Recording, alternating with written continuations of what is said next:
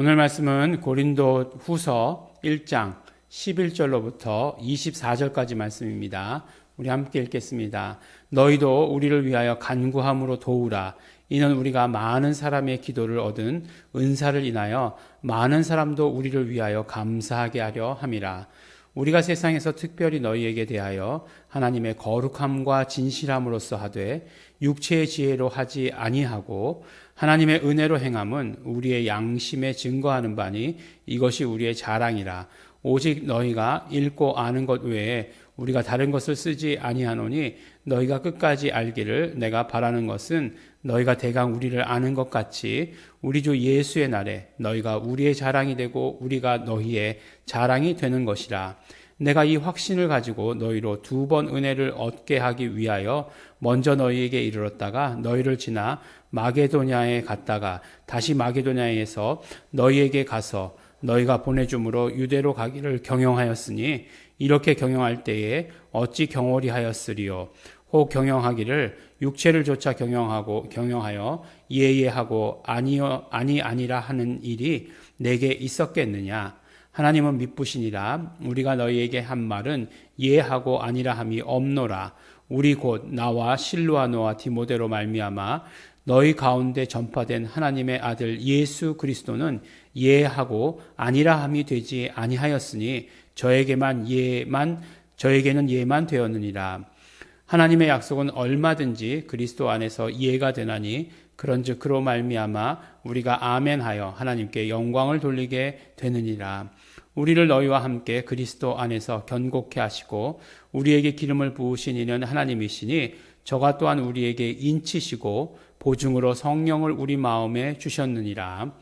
내가 내 영혼을 두고 하나님을 불러 증거하시게 하노니 다시 고린도에 가지 아니한 것은 너희를 아끼려 함이라. 우리가 너희 믿음을 주관하려는 것이 아니요 오직 너희 기쁨을 돕는 자가 되려 함이니 이는 너희가 믿음에 섰음이라.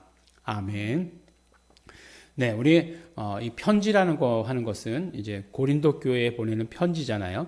편지라고 하는 것은 그 배경을 우리가 알지 않고는 사실은 또 이 말씀이 무슨 말씀인지 이해하기 어렵습니다. 왜냐하면 주고받는 당사자는 당연히 뭐 그 일에 대해서 얘기하는 거다 그러면 이제 그 일이 뭔지 서로 알죠. 근데 우리는 제3자인 우리는 그 일이 뭔지 몰라요. 네, 그렇기 때문에 그 일에 대해서는 뭐 이렇게 하는 게 좋겠다라고 얘기하면 그러면 어떤 일에 대해서 이렇게 하는 것이 좋은 것인가 우리가 이렇게 좀 적용하기가 어렵습니다. 근데 이제 오늘 말씀해 보니까 뭐 그런 게 아니다. 이런 뉘앙스의 말씀을 굉장히 많이 하는 걸 들을 수 있어요. 예, 너희가 그렇게 생각할 수도 있겠지만 그런 게 아니다. 이렇게 얘기하시는 거죠. 그러니까 무슨 말씀이냐면 내가 너희에게로 가기로 했다라고 하는 것, 그건 사실이다. 근데 못 갔거든요. 예. 근데 못 갔는데 그것으로 인해서 어떤 뭐 너희와 우리 간에 신뢰의 문제가 있어서는 안 된다. 뭐 이런 말씀이에요. 그러니까 처음에 이제 우리가 어저께 말씀 가운데 들었죠. 우리가 그 3차 전도 여행에 보면 3차 전도 여행은 주로 이제 에베소에 오래 머물러 있었습니다. 에베소에 1년 6개월간이나 머물러 있었으니까 굉장히 오랫동안 머물러 있었죠. 거기서 이제 고린도 교회에 보내는 편지도 썼다라고 이렇게 얘기하고 있는데 굉장히 많은 고난을 당했어요. 우리가 생각하는 것보다 사도행전에서 기록된 것보다 더 많은 고난이 있었다라고 하는 것을 짐작할 수 있어요.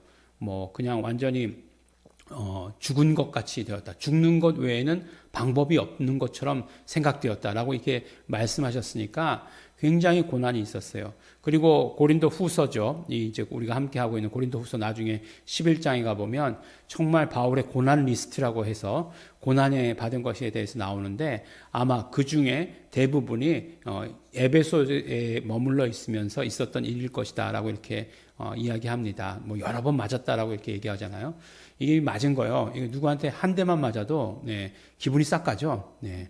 여러분들 생각해 보시기 바랍니다. 뭐 누구한테 막 말싸움했다라고 하는 것하고 한 대 맞았다라고 하는 것하고 굉장히 그 차원이 달라지는 거예요. 그리고 몸에 이게 충격이 있었다라고 하는 것은 몸이 기억을 하게 되는 거예요. 그래서 몸의 기억이 또 마음의 상처를 낳고 하는 것들을 우리가 쉽게 알 수 있습니다. 그래서 사도 바울도 그것을 극복하는 것이 쉽지 않았을 것이에요. 정말 쉽지 않았을 것입니다. 바울은 또 뭐 노동자 그런 출신이 아니잖아요. 네. 뭐 몸을 뭐 이렇게 막 사용하던 그런 사람들 아니잖아요. 그런 굉장히 지식층이었고 그렇잖아요. 근데 이런 일들을 당했다라고 하는 것들은 복음이 아니면 극복하기 힘들었을 것이에요. 그래서 살리시는 하나님을 만나고 그것이 위로가 되었다라고 이렇게 말씀하고 있고 그것을 너희들 우리도 위해서 간구해라라고 이렇게 얘기하고 있습니다. 이렇게 솔직한 얘기들을 나누는 것은 너희와 우리 사이에 그런 어떤 그런 것도 없다라고 하는 것을 얘기하는 거죠. 왜 이렇게 얘기하냐면 사도 바울은 대적자들이 많이 있었어요. 그러니까 첫 번째 대적자들이 어떤 사람이겠습니까? 복음을 전하고 나면 유대인들이 대적자가 되는 거예요. 왜냐하면 사도 바울은 유대교에 있던 사람이니까. 그러니까 유대교에 있던 사람들이 어떻게 되는 거예요? 완전히 막 이단이다라고 이렇게 얘기하면서 이제 막 돌로 치고 막 그러는 거잖아요. 그렇게 따라다녀요. 끝까지 따라다녀요. 하여간. 그 사람들이 있었고 또 우리가 주일날 말씀을 통해서 본 것처럼 유대주의자라고 하는 사람들, 주다이저라고 이렇게 얘기하는데 뭐 이건 영어니까 뭐 유대주의자, 그 유대주의자라고 하는 사람들이 있었어요. 그 사람들은 뭡니까? 바로 그 예수님만 믿어서 구원을 얻는 것이 아니다 이렇게 얘기한 거예요. 그러면 어떻게 해야 되냐? 모세의 율법도 함께 지켜야 된다. 그러니까 뭐 비율로 따지자면 예수님의 복음 반, 그 다음에 모세의 율법 반, 이렇게 해서 합쳐서 구원 하나가 이루어진다. 뭐 이런 식으로 전하는 사람이었어요. 그 뭐 비율이 얼마인지는 뭐 정확하게 모르겠지만 어쨌든 모세의 율법을 지켜야 구원을 얻는다라고 하는 사람이었어요. 근데 그것에 대해서 이제 우리 말씀 가운데 나눴던 것처럼 예루살렘 공의회라는 걸 하는 것을 열어가지고 하나님의 이름은 더 이상 야훼 이름을 부르는 것이 아니라 예수 이름을 부르는 것이다. 라고 하는 것으로 우리 결론 지었죠. 우리 예일중앙교회 모든 성도님들은 다 그렇게 결론 지은 것을 우리 알고 계시리라 생각합니다. 믿습니다. 그래서 바로 그런 대적들, 두 번째 대적이 그랬고요. 또 세 번째 대적은 누구였냐면 같은 복음 전하는 사람이에요. 같은 복음 전하는 사람끼리도 대적이 되었어요. 그래서 자신이 전하는 복음이 더 맞다라고 이렇게 이야기하는 거죠. 물론 고린도 교회가 처음에 보면 뭐 누구는 개밥하고 누구는 또 뭐 아볼로파고 그 다음에 누구는 바울파고 누구는 그리스도파다 이렇게 얘기해서 나올 때 그 중에 이제 아볼로가 그러면 그 바울을 대적했느냐? 아볼로는 그렇지 않아요. 아볼로는 그렇지는 않습니다. 그렇지만 이 성경에 나오지 않는 또 성경에 나오더라도 뭐 이렇게 나쁘게 나오는 사람이 있어요. 그런 사람들이 이제 대적자가 되었어요. 그러니까 늘 대적자가 있는 그런 삶이었어요. 그러니까 어떻게 되겠습니까? 이 고린도에서도 굉장히 그 바울에 대해서 나쁘게 얘기하는 거죠. 거 봐라. 사도 바울이 말한 거 안 지켰잖아. 거짓말하는 사람이네. 뭐 이렇게 이야기한 거죠. 그런데 그렇지 않다. 그렇지 않다. 내가 정말 하나님께 신실하신 하나님께 내가 정말 온전히 예만 할 뿐이다라고 하는 것을 말씀하는 것이 오늘 말씀의 주된 내용이 되는 것이에요. 그러니까 가기로 하고 가지 못했어요. 그것에 대해서 이제 이야기하는 것이죠. 그러면 궁금한 것은 그러면 그런 판단을 할 때 그 기준이 되는 게 뭘가 있겠는가 하는 것이에요. 우리 양심의 기준이 될 수는 없어요. 양심의 기준이 될 수는 없습니다. 더 이상 어떤 것들로 인해서 뭐 우리가 사람 간의 어떤 약속 이런 것들이 물론 중요하긴 하지만 그렇지만 우리에게 있어서 더 중요한 기준이라고 하는 것은 무엇이냐면 하나님의 인도함이에요. 성령의 인도하심이에요. 성령께서 인도하시는 방향이 우리의 어떤 모든 기준이 되는 거죠. 그러면 그 성령님의 인도하시는 방향을 우리가 어떻게 할 수 있느냐? 갑자기 제가 이제 오늘 성령님께서 이렇게 말씀하십니다. 여러분들 다 지금 교회로 오셔야 됩니다. 이렇게 얘기한다면 여러분들 믿으시겠죠? 아멘. 근데 이제 성령께서 나에게 이렇게 말씀하십니다라고 이렇게 얘기하면 굉장히 어려워요. 그렇지만 우리의 모든 어떤 판단의 기준은 성경에 있습니다. 성경의 말씀이 우리 판단의 기준이 되어야 되는 것이에요. 뭐 집을 옮겨야 될까요? 말아야 될까요? 이런 거 말고요. 우리 모든 어떤 판단의 기준이 성경에 있어야 한다는 거예요. 그래서 항상 우리가 말씀과 함께 있어야 되고 언제나 말씀이 기준이 되도록 우리가 말씀에 언제나 함께 해야 됩니다. 그러면서 또 우리에게 주신 법이 있어요. 그 법이 뭐죠? 네, 진리법이죠. 그 진리의 법이 우리의 삶을 살아가는 데 있어서 철저한 어떤 그런 기준이 되어야 하는 것입니다. 가만히 보면 마가복음을 보면 뭐 공관복음에 함께 나오는 이야기지만 이제 예수님의 그런 모든 사역들이 굉장히 흥왕했어요. 이제 병자들을 치료하셨습니다. 병자들을 치료하시면 온 마을 사람들이 다 모였어요. 예. 그 문 앞에 꼼짝할 수 없을 정도로 사람들이 많이 모였다라고 얘기해요.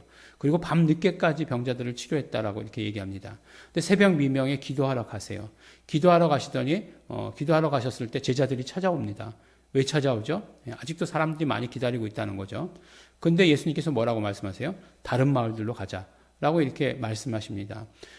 정말 이렇게 많은 사역들이 남아있는데도 불구하고 다른 마을에 가야 되는 그 이유는 그것은 무엇이겠습니까? 하나님의 인도하심이죠. 그리고 그것은 예수님의 사명이에요. 그러니까 복음을 하나님 나라의 그 모든 사정을 알려야 되는 것. 그것이 예수님의 이 땅 가운데 오신 목적이었어요.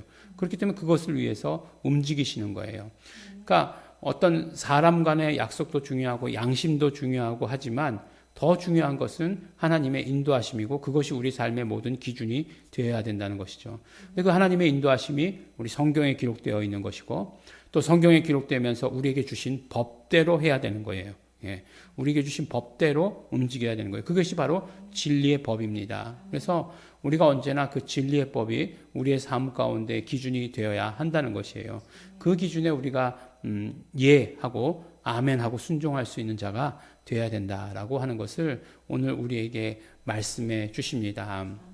우리 생각으로는 정말 사람들의 그런 어떤 뭐라고 그랬죠? 논리로는 다 맞는 이야기를 할지라도 하나님이 보시기에 맞지 않을 수 있다라고 하는 것을 언제나 생각해야 되고 사도 바울은 언제나 그 입장에서 하나님께서 인도하시고 하나님께서 그 주시는 대로 그대로 이렇게 움직였다라고 하는 사실을 말하고 있고 그것을 너희들이 받아들여야 된다라고 하는 것을 이야기하고 있습니다.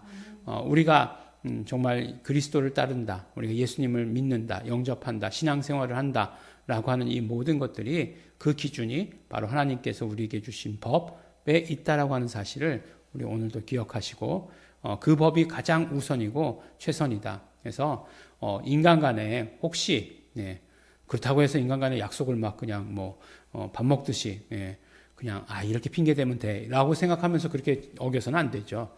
우리 인간 간의 약속은 언제나 신실해야 됩니다. 신실해야 되는데 그것에 신실하기 위해서 더 신실한 것을 우리가 찾아가는 거죠. 그렇게 그것을 우리 분명히 또 우리 예일중앙교회 성도들은 그 법을 알고 계시니까 이해하시리라고 우리는 믿습니다. 기도하겠습니다. 하나님 아버지 감사합니다. 우리에게 언제나 성경을 허락하여 주시고 말씀을 주시어서 그 말씀대로 살아갈 수 있도록 그 말씀이 우리 삶의 기준이 되어서 살아갈 수 있도록 허락하여 주신 것 감사합니다. 또 우리에게 진리법을 허락하셨으니 그 진리의 법대로 순종하며 살게 하여 주신 것 너무나 감사하고 고맙습니다. 진리에 순종하며 사는 우리 모든 성도들 될 수 있도록 아버지 도와주시고 축복하여 주시옵소서. 감사드립니다. 예수님 이름으로 기도드렸습니다. 아멘. 우리 기도하실 때에 그러므로 우리가 정말 신실하신 하나님의 그 모든 약속, 그 약속이 담겨 있는 말씀, 성경, 그것이 우리의 삶의 기준이 되기를 원하고 또 우리에게 허락하여 주신 그 법, 진리의 법이 온전히 우리의 삶의 기준이 되기를 소원합니다. 성령님이시여 우리를 붙들어 주시옵소서. 성령님이시여 우리가 온전히 그 법 안에서만 살게 하여 주시옵소서. 우리 다 같이 소원하시면서 통성으로 기도하시겠습니다.